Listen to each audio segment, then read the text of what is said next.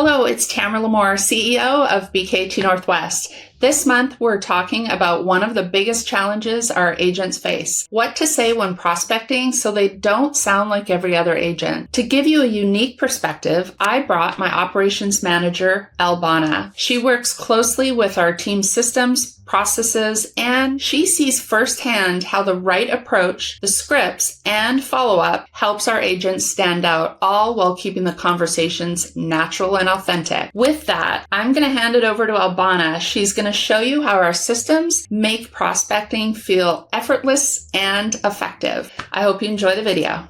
What to say when prospecting so you don't sound like every other agent. From an operations standpoint, most agents don't struggle with lead sources, they struggle with structure. Whether it's an online buyer lead or an expired seller, the first 30 seconds determine everything. And what I see operationally is this: agents either overscript, they oversell, or they overpressure, instead of following a predictable conversation framework. Step 1, lead with context and not ego. When you call an online buyer lead, don't start with who you are. Start with what they just did. You were looking at homes online and requested information. I wanted to see what caught your attention.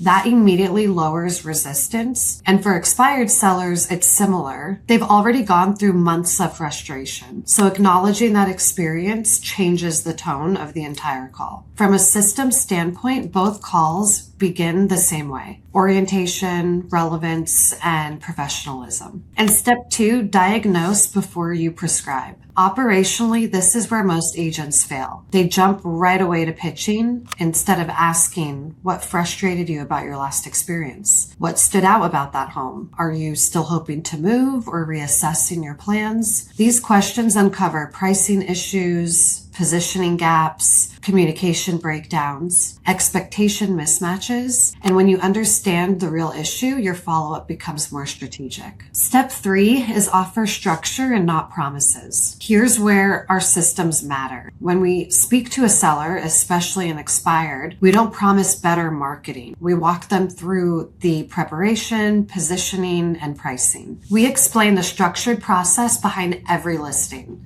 define marketing tasks, MLS audits, feedback tracking, weekly check-ins, transparent reporting. There are over 180 back-end tasks supporting each listing. That's not a hype. That's infrastructure. When a prospect realizes you operate with systems instead of just hope, you immediately differentiate yourself. Step 4 is earning the next step. The first call isn't about forcing the commitment, it's about earning the next conversation. Operationally, every call should end with a defined next step. Send targeted homes, provide updated pricing analysis, schedule a short strategic meeting. That predictability increases conversion over time. Bottom line is, prospecting isn't about saying something clever.